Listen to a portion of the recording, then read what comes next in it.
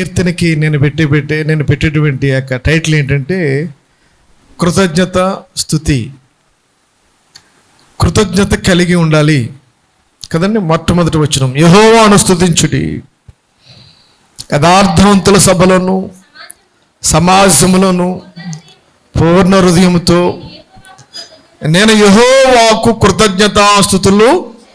అందరి మాట చెప్పండి, నేను యెహోవాకు పలకాలి. నేను యెహోవాకు కృతజ్ఞతాస్తుతులు చెల్లించదును. ఎక్కడ చూడండి, ఆ వచనంలో ఉంటుంది ఆన్సరే. ఎక్కడ? యథార్థవంతుల సభలోను సమాజములో కూడా. అమ్మా అంటే చూడండి, మనం ఆయన కృతజ్ఞత స్తుతులు ఎక్కడ చెల్లించాలి? యథార్థవంతుల సభ. యథార్థవంతుల సభ అంటే దేవుని సన్నిధి, దేవునికి స్తోత్రం కలిగిన గాక. యథార్థవంతులు ఉండేదండి ఇది. న్యాయంగా నడుచుకునే వాళ్ళు ఉండే సభ ఇది. నీతిగా నడుచుకునే సభ ఇది. ఇది ప్రాంగణం, ఇది దేవుడు ఉండే ప్రాంగణం ఇది. యథార్థవంతులు ఎక్కడ ఉంటారు? దేవుడు అక్కడ ఉంటాడు. దేవునికి స్తోత్రం కలుగును గాక. కాబట్టి మనం ఎక్కడ చెల్లించాలి అంటే కనుక యథార్థవంతుల సభలోనూ సమాజంలోనూ. ఎలా చెల్లించాలి? రెండోది ఎక్కడ అని చెప్పాను, ఎలా చెల్లించాలి? పూర్ణ హృదయముతో కృతజ్ఞతాస్తుతులు చెల్లించాలి. అమ్మా ఎలాగమ్మా? అందరూ చెప్పాలి. ఎలా చెల్లించాలి? పూర్ణ హృదయముతో కదా. పాటైతే పాడుతున్నాం ఏమని? పూర్ణ హృదయముతో, పూర్ణ ఆత్మతో, పూర్ణ శక్తితో నిన్నే ఆరాధించేదం. పాట కాదురా బాబా, హృదయంలో నుంచి ఆ భావం రావాలి. నేను చెప్పేది ఏంటంటే మాటల ద్వారా కాదు అని చెప్తున్నాను నేను. అది నేను చెప్పేది, మాటల ద్వారా కృతజ్ఞత కాదు. హృదయంతో నేను ఏం చేయాలంటే యెహోవాకు కృతజ్ఞతాస్తుతులు చెల్లించేది. అసలు ఎందుకు చెల్లించాలి? అది కూడా ఉంది, కింద ఉందండి అది. ఆ కీర్తనకి అందుకే నేను పెట్టిన టైటిల్ అది. కృతజ్ఞత కూడికి సందర్భం అన్నమాట ఇది. కృతజ్ఞత కూడికి పెట్టుకుంటారు కదా, అక్కడ ధ్యానం చేస్తే బాగుంటుంది. ఇంటి దగ్గర కూడా పెట్టుకుంటాం, అక్కడ కూడా మనం చెప్పాలి, మన సాక్ష్యాన్ని ఇవ్వాలి, కృతజ్ఞత కలిగి ఉండాలి. ఎందుకు అంటే యెహోవా క్రియలు గొప్పవి. అందరు చెప్తాం ఒకసారి, యెహోవా క్రియలు గొప్పవి. ఆయన చేసిన ప్రతి క్రియలను బట్టి మనం దేవునికి ఏం చెల్లించాలి? చెప్పాలి. ఏం చెల్లించాలి? కృతజ్ఞతాస్తుతులు చెల్లించాలి. ఆయన చేసిన కార్యములు, 3వ వచనం, ఆయన చేసిన కార్యములు మహిమ ప్రభావములు కలవి. 4వ వచనం, ఆయన తన ఆశ్చర్య కార్యములు చేస్తున్నాడు. 6లో 2 ఆయన క్రియల మహాత్మ్యమును. 6లో 3, 7లో 1 ఆయన చేతి కార్యములు. గట్టిగా దేవుని స్తోత్రం చేద్దాం ఒకసారి. ఇక్కడికి నీవు నేను ఈ రోజు ఈ దినాన్ని రావడానికి ముఖ్యమైన కారణం, లేకపోతే ముఖ్యమైనటువంటి ఉద్దేశం ఏదైనా ఉందంటే, ఈ రోజు నువ్వు నేను ఆయనకి కృతజ్ఞతాస్తుతులు చెల్లించడానికే వచ్చాం. స్తోత్రం చెప్తాం గట్టిగానే. Yes, right. ఎందుకంటే ఆయన చేసిన కార్యాలు, ఆయన చేసిన మహత్యాలు, ఆయన చేసినటువంటి ఉపకారాలు, ఆయన చేసినటువంటి మేలులు. ఇది యాక్చువల్గా ఇజ్రాయెల్ గురించి రాశారండి. ఇజ్రాయెల్ గురించి ఏం రాశారు? ఆయన చేసిన కార్యాలు, ఆయన కార్యము మహిమా ప్రభావము కలది. ఇజ్రాయెల్కి ఆయన చేసిన కార్యాలు ఇంత అంత కాదండి. అసలే మొట్టమొదటి ఆయన ఏమేమి చేశాడో కొన్ని నేను జ్ఞాపకం చేస్తాను. ఇజ్రాయెల్కి చేసినటువంటి కార్యాలు 9లో 1 చదవండి ఒకసారి. 9లో 1, ఆయన తన ప్రజలకు విమోచనం కలిగజేశాడంట. దేవుని స్తోత్రం చేద్దాం ఒకసారి. విమోచనం కలిగజేసినందుకు కృతజ్ఞత చెప్పాలి నువ్వు. విమోచనము అనగా రెడీమేడ్ అంటే దానికి ఐగుప్తులో నుండి, ఐగుప్తు దాస్యము నుండి, ఐగుప్తు సంఖ్యల నుండి ఐగుప్తిక బానిసత్వం నుండి, ఆ ఇటుకలు చేసే బ్రతుకు నుండి, లేకపోతే ఆ యొక్క పనికి మాలినటువంటి ఆ యొక్క వృత్తి నుండి దేవాతి దేవుడు ప్రజలందరినీ ఏం చేశాడంటే ఆ ఐగుప్తు నుండి బయటకు తీసుకొచ్చాడు. అందును బట్టి కృతజ్ఞత చెప్పాలి. ఆమేన్. విమోచనం కలుగు చేశాడు ఆయన. ఇజ్రాయేల్ ప్రజలకి ఏం కలుగు చేశాడంటే విమోచనం కలుగు చేశాడు. 430 సంవత్సరాలు అక్కడ వాళ్ళు ఏం చేశారంటే కొన్ని తరాలు, 430 సంవత్సరాలు అంటే ఒక 4-5 తరాలు ఒక బానిసత్వం అనుభవిస్తున్నారు. జీతం లేదు, కూలి లేదు, బానిసత్వం సార్. వాళ్ళకి వాళ్ళే వనరులు తెచ్చుకోవాలి. మట్టి వాళ్ళదే, గడ్డి వాళ్ళదే, నిప్పు వాళ్ళదే, అన్నీ వాళ్ళు తెచ్చుకోవాలి. సమస్తమైనటువంటి ఆ వనరులు వాళ్ళే తెచ్చుకుని వాళ్ళు ఇటుకలు చేసి వాళ్ళకి ఇవ్వాలి. ఇటువంటి భయంకరమైనటువంటి బానిసత్వం నుండి ఐగుప్తులను బయటకు తీసుకొచ్చాడు. అందును బట్టి కృతజ్ఞతాస్తులు చెల్లించాలి. మనం ఎందుకు చెల్లించాలి? మనం కూడా విమోచింపబడ్డాం. మనము కూడా పాపం అనే బానిసత్వం నుండి నీవు నేను విమోచింపబడ్డాం. దేవునికి స్తోత్రం చెప్పిన గట్టిగాని. అందుకు కృతజ్ఞత చెల్లించాలి. వాళ్ళు చెల్లించడం చెప్తాను, మనం ఎందుకు చెల్లించాలో చెప్తాను. ఐగుప్తులు ఎందుకు చెల్లించాలో చెప్తాను, మనం ఎందుకు ఈరోజు చెల్లించాలి. ఈరోజు ఇక్కడ నువ్వు నేను చక్కగా కూర్చుని ఉన్నావంటే మనం అంతా విమోచింపబడ్డాం. స్తోత్రం చెప్తాం గట్టిగాని. చేతులెత్తి ఒకసారి గట్టిగాని. విమోచింపబడిన వాళ్ళారా. ఎందుకంటే భయంకరమైన పాపం నుండి మనం అంతా విమోచింపబడ్డాం సార్. ఎంత సంతోషం అండి, ఎంత ఆనందం సార్, ఎంత గొప్పగా చెప్పుకోవాలి మనం. భయంకరమైన ఒక పాపిష్టి బ్రతుకు సార్ మనది. వ్యభిచార బ్రతుకునిది, దొంగ బ్రతుకునిది, మోసకరమైన బ్రతుకునిది, నీది నాది కూడాని. మాట్లాడితే అబద్ధాలు, మాట్లాడితే మోసం, నోరెత్తితే మోసం. ఏంటి సార్ ఇదంతానే? ఆ బ్రతుకు నుండి ఈరోజు మనం మాట్లాడితే పరిశుద్ధత మాటలు, దేవునికి స్తోత్రం కలుగును గాక. మన నోటంట అపరిశుద్ధమైన మాటలు రావడం లేదు. ఎందుకు? మనం విమోచింపబడ్డాం. దేవునికి స్తోత్రం చెప్పు గట్టిగా. దేవునికి స్తోత్రం చెప్పు. స్పందించాలి, స్పందించాలి, ప్రతి నోరు స్పందించాలి. స్తోత్రం చెప్పండి. హల్లెలూయా. ఒకప్పుడు నీ బ్రతుకు నా బ్రతుకు భయంకరమైన పాపం బ్రతుకు సార్. ఒకసారి బ్యాక్ వెళ్ళు, ప్రతి ఒక్కరు బ్యాక్ వెళ్ళండి. ఒకసారి మీ జీవితంలో ఒకసారి ఆలోచన చేసుకోండి. నా బ్రతుకు నేను ఆలోచన చేసుకోవాలి. నా బ్రతుకు ఏంటి, నా పాపిష్టి బ్రతుకు ఏంటి, ఈరోజు నేను మార్చబడిన సంగతి ఏంటి అనగా నా దేవుడు నన్ను కనికరించాడు, నన్ను విమోచించాడు. కాబట్టి ఆ దేవునికి నేను కృతజ్ఞత చెల్లిస్తాను అన్న వాళ్ళు దేవుని స్తోత్రం చెప్పండి. ఎస్ ఎస్, మనం అంతా విమోచింపబడ్డాం సార్. అందుకే ఆనందం సార్, అందుకే సంతోషం అండి. అందుకే ఆయన సన్నిధానంలో పూర్ణ హృదయముతో, పూర్ణ ఆత్మతో దేవుని మనం స్తుతించడానికి వచ్చాం. ఇక్కడికి దేవుని ఆరాధన చేయడానికి వచ్చాం మనం ఇక్కడికి. ఇజ్రాయేలీకి కూడా అదే సార్, వాళ్ళు విమోచింపబడ్డారు అంటాడు. మంచి మంచి వచనాలు ఉంటాయండి దీంట్లోని. ఎలాగంటే 4 ఫస్ట్ చదవండి ఒకసారి. 4:1 ఆయన తన ఆశ్చర్య కార్యములకు జ్ఞాపకార్థ సూచనను, అందరు చదవండి, ఇంకోసారి చదవండి. ఆయన ఆశ్చర్య కార్యములకు, ఎస్ ఎస్, ఏంటి సార్ ఆయన చేసిన ఆశ్చర్య కార్యం ఏంటి, జ్ఞాపకార్థ సూచన ఏంటి, ఆయన ఏం చేశాడు, దాన్ని జ్ఞాపకం చేసుకోవడం ఏంటి, ఆలోచన చేద్దాం. ఆయన ఏం చేశాడంటే, రే సంహారక దూత అర్ధరాత్రి ఐగుప్తు దేశానంతటిని చుట్టుముడుతుంది. అర్ధరాత్రిని ఎవరైతే వారికి ద్వార గుమ్మం లేదో ఆ యొక్క రక్తాన్ని చిందించి అడ్డంగా ఎవరైతే కనుక రాసుకుంటారో అయితే పోస్తారో వాళ్ళ నుంచి సంహారక దూత దాటుకుని వెళ్ళిపోతుంది. లేకపోతే ఎవరైతే ప్రతి ఇంట్లో కూడా తమ జ్యేష్ఠుడు చచ్చిపోతాడో, మొట్టమొదటి కుమారుడు చనిపోతాడు. ఏంటి సార్, ఏమనుకుంటున్నావు సార్ నువ్వు నేను?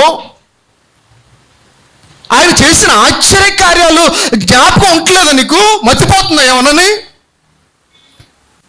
మతి భ్రమిస్తుందా నీకు నాకు ఏమనని? మతి భ్రమించేలాగా ఉంటున్నాం మనం. ఎందుకు పట్టనట్టుగా స్తబ్దులుగా అలా ఉంటే అవదు సార్.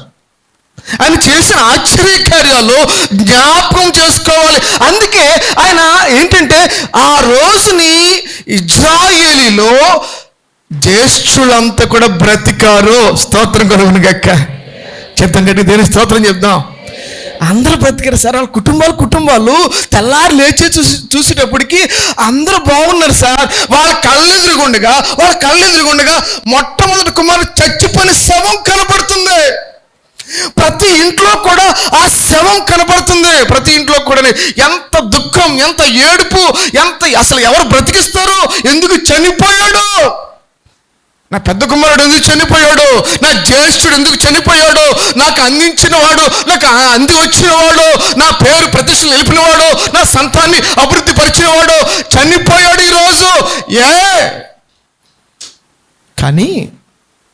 కానీ ఇజ్రాయేలీలో ఎవ్వరూ చనిపోలేదు. స్తోత్రం కలుగును గాక. జ్ఞాపకార్థం ఏంటి సార్? అది జ్ఞాపకార్థం ఏంటంటే పస్కా. జ్ఞాపకార్థ సూచన ఏంటి సార్? వాళ్ళకు ఒక జ్ఞాపకార్థ సూచన పెట్టాడు సార్. ఏంటంటే అది పస్కను ఆచరించండి సార్. మీరు దాన్ని తినవలసిన విధానంగా మీ నడుములు కట్టుకుని, కర్ర చేత పట్టుకుని ఆ యొక్క మాంసాన్ని వధించి, లేకపోతే ఆ రక్తాన్ని వధించి ఏం చేయాలి? ఆ రొట్టెలను, ఆ మాంసాన్ని మీరు తినాలి. ఇదే నాకు చేయవలసిన పస్కా బలి. దేవునికి స్తోత్రం కలుగును గాక. అది ఇజ్రాయేలుకి చేశాడు కాబట్టి వాళ్ళు జ్ఞాపకం చేసుకుని కృతజ్ఞతలు చెల్లించాలి. మరి నువ్వు నేను ఎందుకు చెల్లించాలి? ఆ రోజు ఆ దేవాతి దేవునికి పస్కా బలి ఇచ్చారు కదా. ఈ రోజును ప్రతి ఆదివారం అంటే నెలకొకసారి ఏం చేస్తాం మనం? ప్రభురాత్రి భోజనం బల్ల. అక్కడ ఏమిస్తాం మనం? రొట్టిస్తాం. మాట్లాడాలి. ఏమిస్తాం మనం? రొట్టిస్తారు, ద్రాక్ష. జ్ఞాపకార్థ సూచన మన దైవజనులు ఇస్తారు. ఎలా ఇస్తారు? ఇది నా శరీరము. దీన్ని జ్ఞాపకం చేసుకున్నప్పుడల్లా ఎవరిని జ్ఞాపకం చేసుకోవాలి? దీన్ని తిన్నప్పుడల్లా ఎవరిని జ్ఞాపకం చేసుకోవాలి? నా శరీరాన్ని జ్ఞాపకం చేసుకోండి. ఇది ద్రాక్షరసం నిద్ర పెట్టి ఇది నా రక్తము. దీన్ని త్రాగినప్పుడల్లా మీరేం చేయాలి? ఏంటి జ్ఞాపకం చేసుకోవాలి? ఆయన శరీరాన్ని, ఆయన రక్తాన్ని జ్ఞాపకం. అంటే యేసయ్యా, నీవు నా కొరకు నీ శరీరాన్ని బలి చేసావు. దేవునికి స్తోత్రం కలుగును గాక. నీవు నా కొరకు నీ పవిత్రమైన రక్తాన్ని నాకు ఇచ్చావయ్యా. అది జ్ఞాపకార్థ సూచన. కాబట్టి నీవు నేను కృతజ్ఞత చెప్పాలి. చేతులెత్తి దేవుని స్తోత్రం చెప్పు. ఒకసారి చెప్పు గట్టిగా, దేవుని స్తోత్రం చెప్పు. హల్లెలూయా. అంటే లేకపోతే మన పరిస్థితి ఏంటి సార్? ఆ రోజు వాళ్ళు చనిపోకుండా బ్రతకడానికి పస్కాక వాళ్ళకి జ్ఞాపకం అనమాట. పస్క ఎందుకు ఆచరించాలి? మన కుటుంబంలో జ్యేష్ఠుడు బ్రతికాడంటే పస్క ఆచరించాలి. నీ పెద్ద కుమారుడు బ్రతికాడా? ఎస్, దేవుని స్తుతించు. అది అర్థం. ఈరోజు దేవుడు నిన్ను నన్ను ఏం చేస్తాడంటే ఒక జ్ఞాపకార్థ సూచనగా అదే ఎప్పుడైనా చేయొచ్చు సార్. అదే దానికి నిబంధన లేదండి. పలానా రోజునే చెయ్యాలి, పలానా రోజులు తినాలి, అలాగే లేదు సార్. ఇంటింటా కూడుకున్నప్పుడు ఎప్పుడైనా నువ్వు నేను కూడా ద్రాక్షరసం తీసుకోవచ్చు, రొట్టె తినవచ్చు, తప్పులేదు. నిబంధనలు ఏం లేవు. మనకు అనుకూలం బట్టి మనం చేసుకుంటాం అంతే. కాబట్టి ఓ ప్రియమైన దేవుని జనాంగమా, అందుని బట్టి నేనేం చేయాలంటే దేవునికి కృతజ్ఞతలు చెల్లించాలి. ఆయన చేసిన ఉపకారం, ఆయన చేసిన మేళ్ళు. ఇంకోటి జ్ఞాపకం చేస్తాను. 5లో 1, తన యందు భయభక్తులు గలవారికి ఆయన ఆహారం ఇచ్చున్నాడు. ఆయన యందు భయభక్తులు గల వారికి ఆయన ఏం చేశాడంట? ఐగుప్తుల్ని విడిపించడమే కాదు, ఐగుప్తుల్ని రక్షించడమే కాదు, వాళ్ళ జ్యేష్ఠుల్ని కాపాడమే కాదు, ఆ తెగుళ్ళ నుంచి రక్షించడమే కాదు, 40 సంవత్సరాలు వాళ్ళు ఏ వ్యాపారం చేయలేదు, వాళ్ళు ఏ ఉద్యోగం చేయలేదు, వాళ్ళు ఏ కూలి పనికి వెళ్ళలేదు. మన్నా తిన్నారు. దేవునికి స్తోత్రం కలుగును గాక. హల్లెలూయా. ఎందుకు సార్ నువ్వు నేను చింతిస్తున్నావు? ఏమి తిందుమా? చెప్పాలి, చెప్పండి. ఏమి తిందుమా, ఏమి త్రాగుదమా, ఏం ధరించుకుందామని చింతిస్తున్నావు. ఆకాశ పక్షులను చూడండి, అవి ఎత్తవు, కోయవు, సమకూర్చుకోవు, అయినప్పటికీ వాటిని దేవుడు పోషించట్లేదు. వాటికంటే మనము శ్రేష్ఠులం కదా. స్తోత్రం చెల్లించు, స్తోత్రం చెల్లించు. ఓ కష్టపడుతున్నావు, అయ్యో బాబోయ్, నీ కష్టం చూసి ఎవరికి వెళ్తుంది సార్? ఏమైపోతుంది సార్? అది ఎక్కడికి వెళ్తుంది సార్? ఎందుకు సార్? ఎందుకు సార్? నా రాజ్యాన్ని చెప్పాలి, నా రాజ్యాన్ని, నా నీతిని మొదట వెతుకు, అప్పుడు ఇవన్నీ నేను అనుగ్రహిస్తాను. దేవుడు తన ప్రజల్ని పోషించాలంటే ఏదో నువ్వు కష్టపడిపోయి అది ఇది చేసేసి అంత అవసరం లేదు సార్. నువ్వు నేను దేవుడు చెప్పినట్టు కనుక వింటే, నువ్వు నేను దేవుడు చెప్పినటువంటి అనుసరిస్తే కనుక ఆయన నిన్ను నన్ను ఆహారం ఇచ్చి పోషిస్తాడు. నమ్మితే దేవుని స్తోత్రం చెప్పు. ఎందుకు నువ్వు చింతిస్తున్నావు? ఏంటి, నా బిడ్డలు ఎలా పోషించాలి, నా బ్రతుకు ఎలా గడుస్తుంది, ఎందుకు ఆలోచన చేస్తున్నావు? ఎందుకు మైండ్ పోగొట్టుకుంటున్నావు? ఎందుకు వ్యాధిగ్రస్తులు అవుతున్నావు? ఎందుకు విపరీతంగా ఆలోచన చేస్తున్నావు? ఏలియాను పోషించలేదా? ఏలియాను పోషించలేదా? కాకుల చేత ఆహారం రప్పించి విధవరాలను పోషించలేదా? వాక్యం ఏమైపోతుంది? వాక్యం ధ్యానం చేసుకుంటలేదా నువ్వు నేను? ఆయన నీకు ఆహారం ఇచ్చి పోషిస్తున్న దేవాతి దేవునికి ఈరోజు కృతజ్ఞత చెప్దాం. దేవుని స్తోత్రం చేద్దాం గట్టిగానే. ఆహారం ఇచ్చాడు సమృద్ధిగా, దేవునికి స్తోత్రం కలుగాక. ఏంటి సార్, మా బడిలోనే పెట్టారు సార్ సన్న బియ్యం, మేము తినలేకపోతున్నాం. సన్న బియ్యం సార్, మన పిల్లలు తినే సన్న బియ్యం సార్. మీరు కొని పెట్టగలరా? నేను ప్రభుత్వం కోసం మాట్లాడట్లేదు, అది దేవుడు కల్పించాడు. మన బిడ్డలు తినాలి, మన బిడ్డలు తినే అదృష్టం అంటే దేవుడు ఇచ్చాడు మన బిడ్డలకి. స్తోత్రం చెప్పు. హల్లెలూయా. అది నాకు అనవసరం, వాళ్ళు ఎవరన్నా నాకు అనవసరం. మన బిడ్డలు అనుభవిస్తున్నారు లేదా మంచి ఆహారం, మంచి బియ్యం తింటున్నారు లేదా? ఒకసారి ఆలోచన చేయండి, ఒకసారి జరిగే విషయాలు ఆలోచన చేసుకోండి ఒకసారి. ఎవరికెవరికి ఆపాదించొద్దు, ఎవరికెవరికి ఆపాదించొద్దు, మైండ్ని పక్కతో చేయకండి. దేవుడిచ్చాడు, స్తోత్రం చెప్పు. దేవుడిచ్చాడు, స్తోత్రం చెప్పు. హల్లెలూయా. దేవుడు మనల్ని, మన బిడ్డల్ని, మన కుటుంబాన్ని ఆహారం ఇచ్చి పోషిస్తున్నందుకు ఈరోజు నువ్వు నేను ఏం చేయాలి చెప్పండి? ఏం చేయాలి? నా టాపిక్ అదే సార్, నేను చెప్పాను కృతజ్ఞతాస్తుతులు చెల్లించాలి. ఇంకోటి చెప్తాను, 6:1. ఆయన తన ప్రజలకు అన్యజనుల స్వాస్థ్యము అప్పగించున్నాడు. మళ్ళీ చెప్పండి ఒకసారి, చదవాలి. ఆయన తన ప్రజలకు, అందరూ మాట్లాడు. ఆయన తన ప్రజలకు అన్యజనుల స్వాస్థ్యము అప్పగించుకున్నాడు. రే, ఒకప్పుడు నీకు ఇల్లు లేదురా, ఒకప్పుడు నీకు స్థలం లేదు, ఒకప్పుడు నీకు గృహం లేదు, అక్కడ ఉన్నావు, ఐగుప్తులో ఉన్నావు.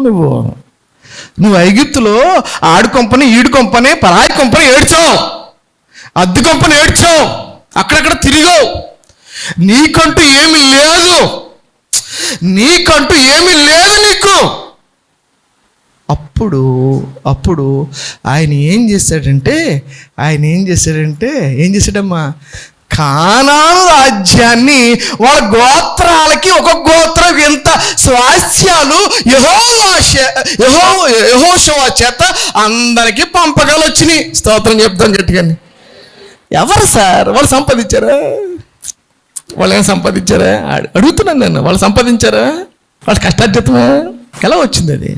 దేవుడు ఎందుకంటే వాళ్ళ ఇజ్రాయేలీలు లేకపోతే దేవుని జనాంగము దేవుడు చెప్పిన మాట విన్నారు. దేవుడు చెప్పిన నిజంగా అక్కడ ఉన్న వాళ్ళంతా కనానీయులు, అమోరీయులు, మోయాబీలు చాలా మంది ఉన్నారు సార్. 5 ఉన్నారు సార్ కానాన్ రాజ్యంలో. అయితే వీళ్ళందరినీ కూడా ఓడించడానికి ఇజ్రాయేలీకి దేవుడు శక్తినిచ్చాడు. స్తోత్రం చెప్పు. ఇప్పుడు కూడా ఇస్తున్నాడు. స్తోత్రం కలుగును గాక. ఏంటి సార్, చిన్న రాజ్యం సార్ అది మంది ఇజ్రాయేల్. ఎన్ని రాజ్యాలు కొడుతుంది, దాని దగ్గర ఉన్న బలం ఏంటి, శక్తి ఏంటి, దడ్దడ్డలు ఆడాలి ఇజ్రాయేల్ అంటే. ఈరోజు ప్రపంచమంతా ప్రతి నోరు చెప్పుకునేది ఏంటి చెప్పండి? ఏ దేశం? ఇజ్రాయేల్. దాని దేవుడికి వెళ్ళకూడదు అంటే దాని దగ్గర ఉన్నటువంటి ఆ శక్తి కానీ, దాని దగ్గర ఉన్నటువంటి ధైర్యం కానీ, నేను అంటే వాళ్ళు ప్రతి ఒక్కరు అంటున్నాడండి, మేము ప్రతి ఒక్కరు సైనికుల వల్ల ఉంటాం. వాళ్ళు witness sir, Israel witness sir. అది మేము ప్రతి ఒక్కరు కూడా మాకు చిన్నప్పటి నుంచి వాడు అన్న మాటలు సార్. అది మేము చిన్నప్పటి నుంచి మేము ఒక సైనికుల వల్ల ఉంటాం. మాకు తెలుసు ఎప్పుడు మిసైల్ వస్తుంది, ఎప్పుడు బాంబు వేస్తారు, ఎప్పుడు యుద్ధం వస్తుంది, ఎప్పుడు ఎలా చేయాలో మాకు అన్నీ తెలుసు. స్తోత్రం చెప్పండి ఒకసారి. ఎందుకంటే వీళ్ళ 40 సంవత్సరాల ట్రైనింగ్ అదే సార్ వాళ్ళకి. ఎక్కడి నుంచి వచ్చిందండి అంత? జీన్ వచ్చింది సార్. జీను వాళ్ళ తాత ముత్తాతలంతా కూడా ఆ 40 సంవత్సరాలు అనేక రాజ్యాల మీద, అనేక దేశాల మీద, అనేక రాజుల మీద వాళ్ళు పోరాడారు. వారు ఆ స్వాస్థ్యాలు అన్యజనుల స్వాస్థ్యం. దేవునికి స్తోత్రం కలుగాక. ఈరోజు నీకు నాకు గృహమో, ఇల్లు, స్థలము దేవుడిచ్చాడు. స్తోత్రం చెప్తాం గట్టుకండి. అంతకు మించి మనందరికీ పరలోక రాజ్యంలో స్వాస్థ్యం ఇచ్చాడు. ఇప్పుడు చెప్పండి దేవుని స్తోత్రం. ఎస్, ఇది మన శాశ్వతం కాదు, మన స్వాస్థ్యం కాదు. ఇది ఇప్పుడు విడిచి వెళ్ళిపోతాం మనం. ఇది మనకేం కాదు. ఇది పరలోక రాజ్యంలో చిన్న చోటు, పరలోక రాజ్యంలో చిన్న స్వాస్థ్యం, ఒక అడుగు పెట్టే స్వాస్థ్యం. ఎవరు కలుగు చేశారంటే యేసయ్య మనందరికీ కలుగు చేశాడు. స్తోత్రం చేద్దాం గట్టిగా దేవుని స్తోత్రం చెప్పు. ఇన్ని చేసిన దేవాతి దేవునికి, ఇన్ని సమకూర్చిన దేవాతి దేవునికి నీవు నేను ఈ రోజున ఏం చెల్లించాలి చెప్పాలి? ఏం చెల్లించాలి? ఆయన విమోచించాడు, ఆయన ఆశ్చర్యకార్యము చేశాడు, ఆయన ఆహారం ఇచ్చాడు, నీకు స్వాస్థ్యం ఇచ్చాడు, నీకు పరలోక రాజ్యాన్ని అనుగ్రహిస్తున్నందుకు నీవు నేను ఈ రోజున ఏమి చేయాలంటే చివరి వచనం అందరు కలిసి యెహోవా యందలి కదా 9వ వచనం ఒకసారి చూద్దామా. 9వ వచనం 2వ లైన్. తన నిబంధన ఆయన నిత్యము నిర్ణయించువాడు, ఆయన నామము ఏమన్నది? ఆయన నామము పరిశుద్ధమైనది. దేవుని స్తోత్రం చెప్పండి. పరిశుద్ధమైనది అని ఒకసారి అందరు మాట్లాడారు. పరిశుద్ధమైనది. ఎస్, ఆయన నామం పరిశుద్ధం, ఆయన పేరు పరిశుద్ధం, ఆయన సన్నిధి పరిశుద్ధం. దేవునికి స్తోత్రం కలుగాక. అందుకే ఆ దేవదూతలు అందరూ కూడా పరిశుద్ధి ఎలా స్తుతించాలి? పరిశుద్ధుడు చెప్పండి ఒకసారి. ఎలాగా? పరిశుద్ధుడు పరిశుద్ధుడు పరిశుద్ధుడు అని మానక నిత్యము దేవదూతల చేత కొనియాడబడుతున్న శరాపులు దేవదూతలంతా కలిసి వాళ్ళు ఎలా స్తుతిస్తున్నారంటే పరిశుద్ధుడు. ఒకే ధ్వని. స్తోత్రం చెప్తాం ఒకసారి. చెప్పండి ఒకసారి. పరిశుద్ధుడు. ఏం మోగట్లేదే, నోరు మోగిపోయిందే. పరిశుద్ధుడు చెప్పరు గట్టిగా. పరిశుద్ధుడు అని మనం స్తుతించాలి. ఆయన నామం అంట పూజింపతగినది. ఉందా లేదా? ఆయన నామం ఏంటండి? పూజింపతగినది. Last line. యెహోవా యందలి భయము జ్ఞానమునకు మూలము, ఆయన శాసనములను అనుసరించే వారందరూ మంచి వివేకము గలవారు, ఆయనకు నిత్యము స్తోత్రము. ఆయనకి నిత్యము స్తోత్రం. యెహోవా యందలి భయమే. ఏం కావాలి? అమ్మా, జ్ఞానం లేదు, నాకు చదువు రావట్లేదు, నాకు ఏం కొట్టలేకపోతున్నాను, నాకు జ్ఞాపశక్తి ఉండట్లేదు, నాకు మంచి మార్కు ఉండట్లేదు, అందరూ జ్ఞానంగా ఉంటున్నారు, అందరికి మంచి మార్కులు వస్తున్నాయి. ఏం చదువుతున్నావు నువ్వు? యెహోవా యందలి భయము. ప్రియమైనటువంటి విద్యార్థులారా, కాంపిటేటివ్ ఎగ్జామ్స్ రాసే ఒక ప్రియమైనటువంటి యవనస్తులారా, మీకే ఆ జ్ఞానం ఎక్కడి నుంచి వస్తుంది? పుస్తకాలు పట్టుకుని కూర్చుంటే రాదు. దేవునికి స్తోత్రం కలుగాక. మతిపోద్ది, పిచ్చోడు అయిపోతాం. జాగ్రత్త, సొలొమోన్ లాగా. కాబట్టి యెహోవా యందలి భయం కలిగి ఉండు. నీకు యెహోవా యందు భయం ఉంటే, నువ్వుకి జ్ఞానం లేకపోయినా, లేకపోతే నీకు మతి లేకపోయినా, లేకపోతే నీకు ఆ జ్ఞాపక శక్తి లేకపోయినా, నీకు మంచి మార్కులు రాకపోయినా, ఆయన నీకు జ్ఞానం ఇచ్చి అత్యధికమైన స్థానాన్ని అనుగ్రహించును గాక. కాబట్టి విన్న వాక్యాన్ని బట్టి మనం అందరం కూడా ఈరోజు ఏం చేద్దామంటే కృతజ్ఞతలు చెల్లిద్దాం. దేవుడు వాక్యాన్ని దీవించును గాక. కృపాతిశయమును అనునిత్యము, నీ కృపాతిశయమును అనునిత్యము నే కీర్తించెదా తరతరములకు, నీ విశ్వాస్యతను నే ప్రచురింతును.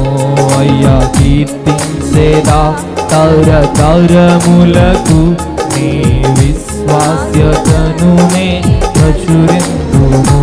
నీ కృపా ఆకాశము కంటే హెచ్చైనది. నీ కృపా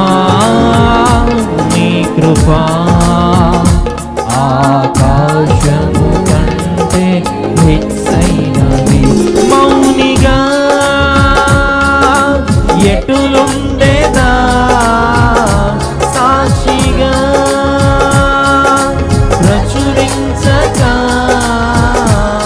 నా తుది శ్వాస వరకు నీ చింత చేరే వరకు, నా తుది శ్వాస వరకు నీ చింత చేరే వరకు, నీ కృపాతిశయమును అనునిత్యము. పాడదాం.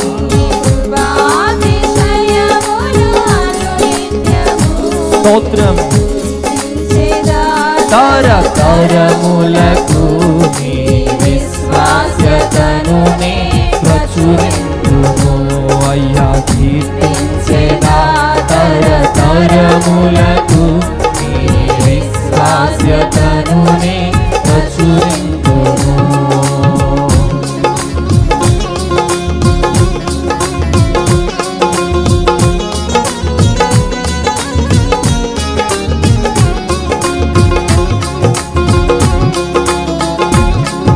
బ్రతికి ఉన్నప్పుడు ఆయన కృప మాత్రం, ఆయన సేవలో కొనసాగుతూ ఈ మంచితనం లేకపోయినప్పటికీ ఆయన కృప ద్వారా కొనసాగించబడుతున్నాం. ఈ రాత్రి కాల వేళ ఆయన కృపను వేడుకుంటూ దేవుని నామాన్ని స్తుతిద్దాం.